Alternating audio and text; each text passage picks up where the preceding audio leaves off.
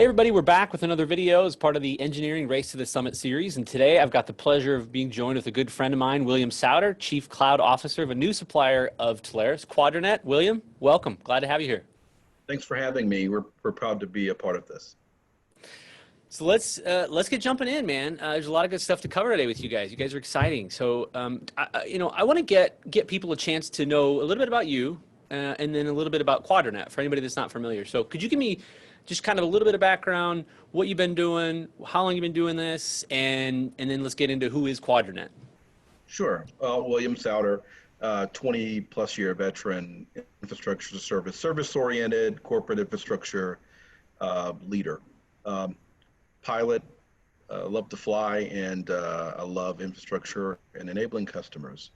So 5-time speaker at VMworld, starting back at 2007 or 8, I believe, just at the cusp of the whole cloud concept, which is really interesting. Cloud used to be relegated to this cosmos that you didn't understand outside of switches and WAN ports, but now it was beginning to be something different. So at Quadranet is an industry leader in infrastructure as a service. We have a super CEO that is a thought leader, and we came together and decided to build a cloud product on the already mammoth infrastructure that they have globally. So from service-oriented infrastructure as a service, data protection, and obviously our flagship Queue and Monitor product, which is really creating some buzz in the industry with how we're bringing that to market. And product-wise too, we just want to make sure we cover from a co-location perspective. You guys can cover colo at multiple areas, correct? Sure, I left that out, but yes, co-location. So co-location, connectivity, cloud, data protection, along with cloud. So a very full-featured service provider that can offer all things. Good, love it. Let's dive into this specifically. I want to dive into that QM monitor, right? This is a great. Sure. We're in a world where it's not just I have infrastructure on-prem. It's not just I'm putting things in AWS. It's not I want some private cloud. It's everybody's doing something different, and everybody's some part of digital transformation strategy. So talk to me about what QM Monitor is and what it does with regard to multi-cloud and how it helps. Sure, it's a great question. QM Monitor is a multi-cloud enablement platform. And what it does is it helps you to understand the dynamics between performance, efficiency, and economics. So no matter what your platform is, if it's hyperscale, if it's on-prem, if it's Citrix, if it's Nutanix, OpenStack, Hyper-V, VMware, vCloud Director, we can take distinctions between all of those, one of them compared to how we operate our infrastructure. So if you're looking for ways to create efficiencies in your own infrastructure or you're looking to move to a different service provider, we can help you understand the economic discussion around that. And that's something that's honestly left out quite a lot. And I'm selling it short a little bit because no one ever believes what we say about it. But it's truly if you're looking to analyze your infrastructure, your resource management and your application management and weigh that against, kind of your gets and puts in terms of performance or puts in terms of CapEx versus OpEx versus comparing two constructs against each other to understand the best efficiency and how to get the best value out of your investment. That is something that going into the organization or going into these partner engagements and customer engagements, we have that no one else really has. So we're able to tell the truth right on the front end and enable the customer and give them some semblance of what things could look like before and after. And here are the things that make that up. So this platform then can just to kind of reiterate what you said a little bit, unpack that for a second. So whether a customer has whatever hyperscaler, whatever on-prem, or is considering to moving to some sort of private cloud, what would you say as you've seen those opportunities with what customers were doing before we came in, or before you came in, and what they're doing after you came in? What do you see as the three biggest benefits as you go back, talk to those happy customers? what are the three biggest things that you got out of this? I mean, it might just be a recap of what you said, but I want to, Oh, it's quantifying fine. it against customers. What do you think the three biggest have been? Absolutely, and I can speak to that because it's something that I think about time and time again, and it's what led me to develop something like this to bring to our customers. So before, you always want to put your best foot forward for your customer, but that takes time. So one thing that we deliver that's right out of the box is I cut the sales cycle down, way down, because we're not going back and forth. As long as we can get approval from the customer to be able to install our tools on their platform, which are very, very super lightweight, superficial tools, we can accelerate that sales cycle and accelerate the knowledge. And so sometimes customers come to us with issues and they think that are issues, but we help align that and give the kind of truth in lending statement of this is what you're currently doing. Truth be known, you have access to the data. We're not tweaking anything. This is what it is, and you can verify it by going back and going, and dumping things into a spreadsheet if you choose to. But we provide it in a succinct report model, and we deliver that. Before, it would take 2-3 weeks to do that. So what we saw was a very long tail on the sales cycle for cloud deals, 6-7 months. Not doing that. So our sales cycle is around 2 months now, because we have the information and it's readily available, and we're already designing towards that.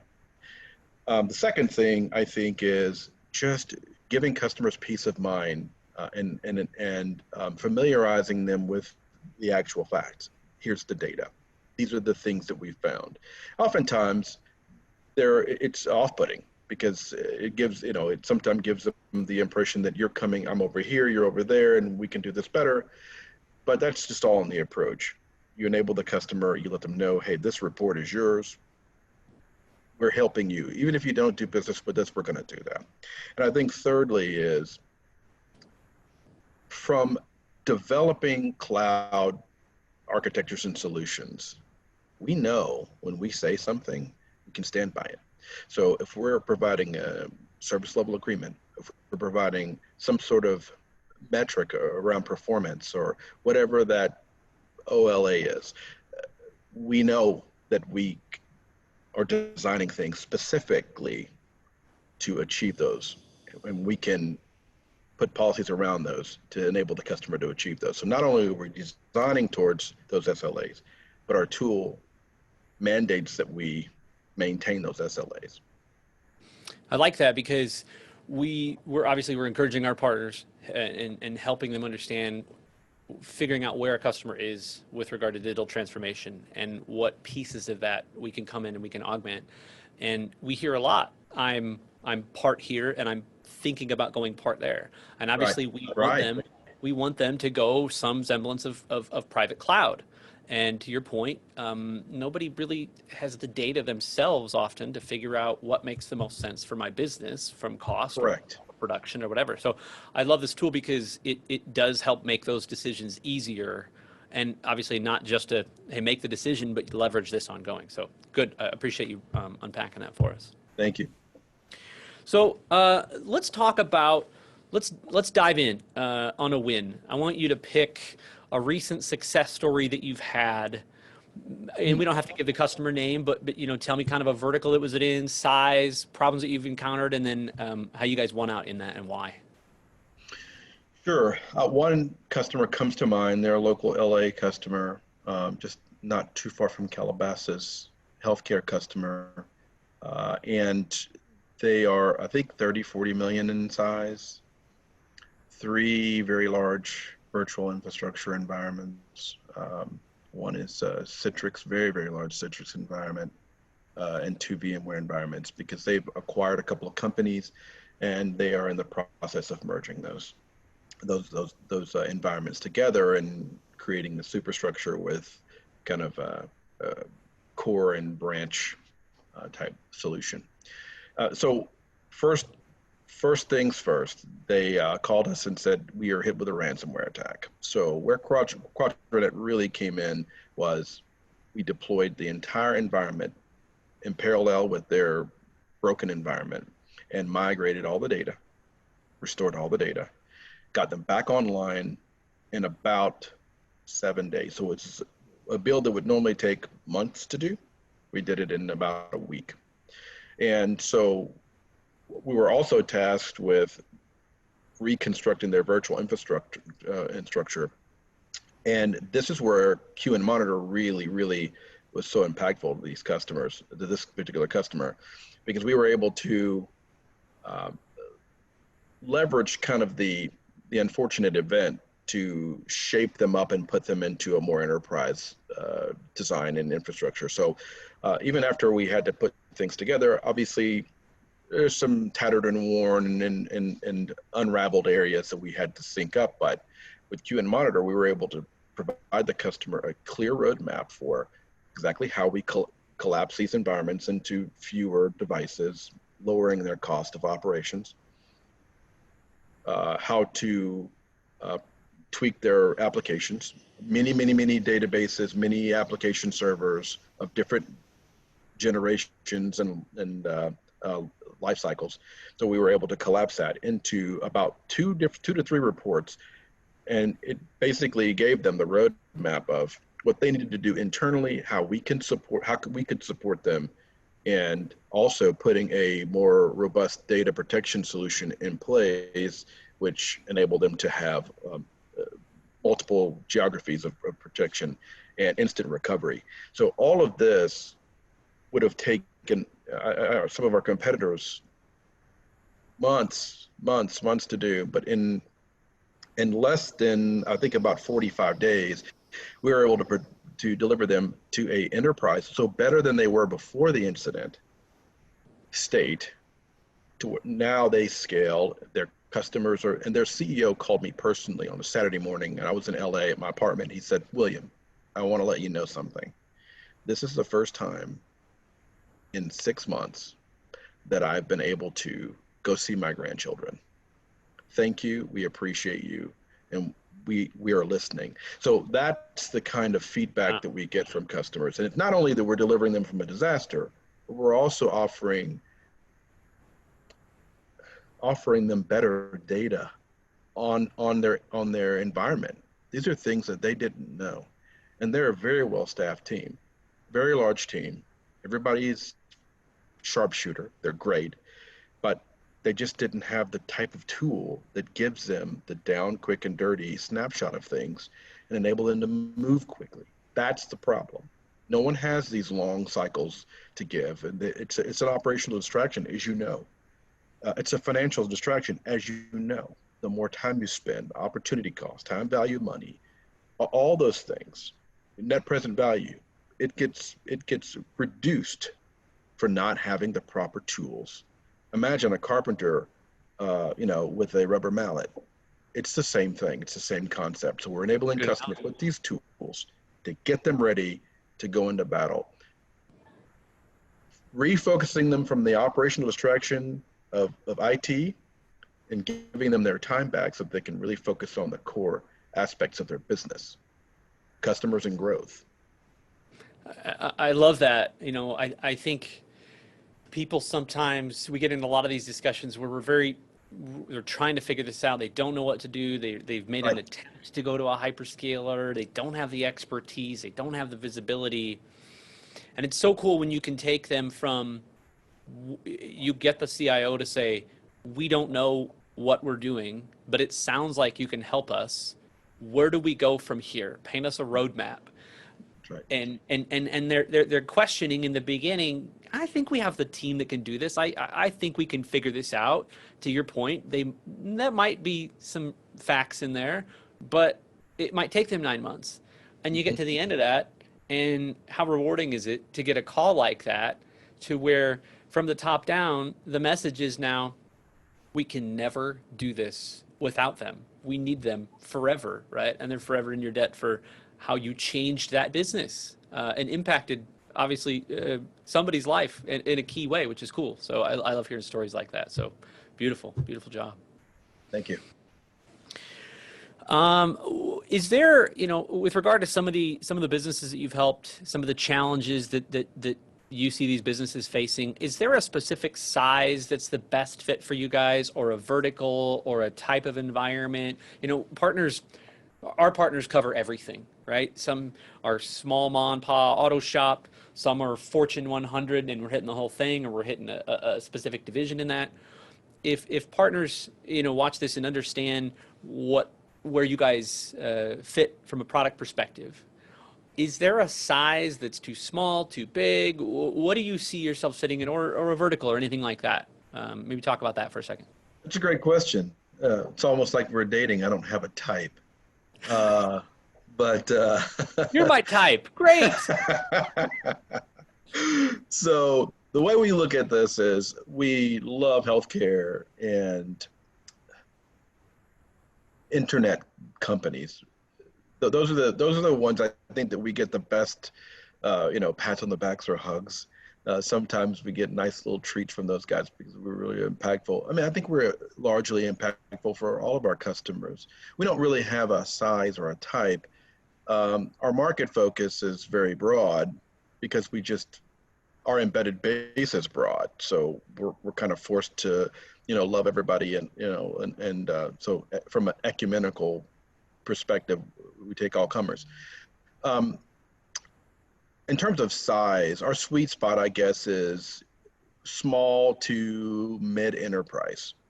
The 3-4 million to $300 million size companies.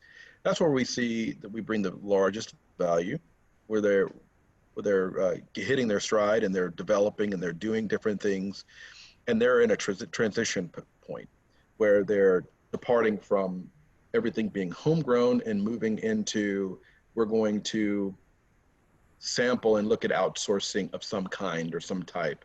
Those are the those are the opportunities that I think we bring the absolute very most value to. It's because we can help them validate very quickly which direction. I think that directionality is so very important to a company that's in transition, because if you're making a hop from one thing that's stable or kind of working to going to something that you think that works, this is where our tool provides the correct analysis to help you understand how efficiently and how succinctly to move to that next place. Not to think, well, I think it's going to take 50% more. What is the basis of that number? I'm a math guy, so when I hear statistics, I always ask, what's the basis? And I get funny looks because I love to analyze. And that's the genesis of QN Monitor and the Cloud Business Unit. We're always analyzing to make sure that we're checking ourselves and helping the customer check themselves. So in terms of size, it doesn't really matter. We can look at all the deals, but from small to medium enterprise is really where we sing, I think. To further to that point, is there a type of environment that when you're on these discovery calls and you hear this and this, you go, oh my gosh, we're a perfect fit here? Is it, we don't know how much infrastructure we need, we're not sure if this is the right thing to do? Is it more of those types of things that partners should be listening for when they're talking to their customers? Or is it we have this kind of current environment and this is our problem? Maybe talk about that for a second. Sure. The thing that stings to us is generally performance related issues and not really properly assessing demand generation. That's where we kind of see in everything that, my ears perk up with a lot of different things, but mostly it's just about growth challenges around the proper analysis to understand one thing versus another, or to analyze why things behave a certain way. Some behaviors are good behaviors, but they just don't understand what the genesis of those things are. And this obviously it's a great opportunity for QN Monitor to come and draw some correlations between one thing or another. But I think that for the most part, my ears perk up when it centers around failed growth issues. So failed growth challenges where they can't get from here to here. Understand why this thing doesn't work versus another thing. Good. If that That's makes perfect. sense. No, it totally does. Because sometimes we're in these environments and we're hearing certain pain points and certain things, and I want our partners to be able to go, okay, I heard that, I remember that from this discussion. That sounds like they'd be a perfect fit. I could totally help them. I could see how this offering could help them Hmm. solve that problem. So that's perfect. I appreciate that. Yeah, throwing people at issues. It's not our focus. Just a kind of one more comment there. Our focus is DevOps. I don't think of DevOps as this thing you do. It's more of a mindset. So creating routines and automation and intelligence and data analysis around things that are fairly routine is one thing, but but understanding those routines and making sure that they talk to points that understand how to interpret it. There's data all over the place. We see data all the time, and people look at it, you get reports in your email, your inbox. How are you initiating that, or how are you actioning that data? So getting that information in, processing it, understanding it, and having the tools to analyze it and present it into something that creates a solution is just that's what makes me get up in the morning. Perfect. Love it. So we're coming to the end. I want to wrap with, I think we've talked a lot about really understanding what the value prop is, and I think we've really gotten to the core of that. Let's leave everybody with, you've got an offering that obviously not helps our traditional partners that are going to market, right, that are bringing solutions to the table, but also helps the MSP partners. So I want to maybe have you help us wrap on two thoughts here. How your products can help not just, like I mentioned, the traditional partners that are brokering the opportunities, but also our MSP partners, and just any last unique thoughts that if a partner sees this and says, okay, I've seen this, I understand what they do. If there's anybody else that I feel like compare them to, what would you say? What do you want to leave people with? What are the very unique things about Quadranet? Well, a couple of things. Our QN Cloud platform is just amazing.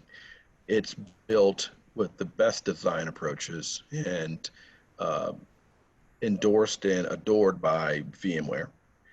And everybody's got this thing where you can say it's the fastest and the best and all that. I think that what enables our QN Cloud product, our solution, is our QN Monitor product, and that is the basis. Our QN Monitor suite of products, there's multiple levels of QN Monitor. And I think that our data protection solution, based on a storage as a service platform that enables scale, and that you don't have to get everything perfectly, excellently right on that. So it gives you some flexibility, and it's very forgiving. Our storage platform presents in multiple protocols, where if you want performance S3, we can do that. If you want performance block, we can do that. If you want archive iSCSI, we can do that. If you want perform or archive fiber channel over Ethernet. So we kind of break apart the model where it has to, a specific protocol has to follow a specific performance narrative.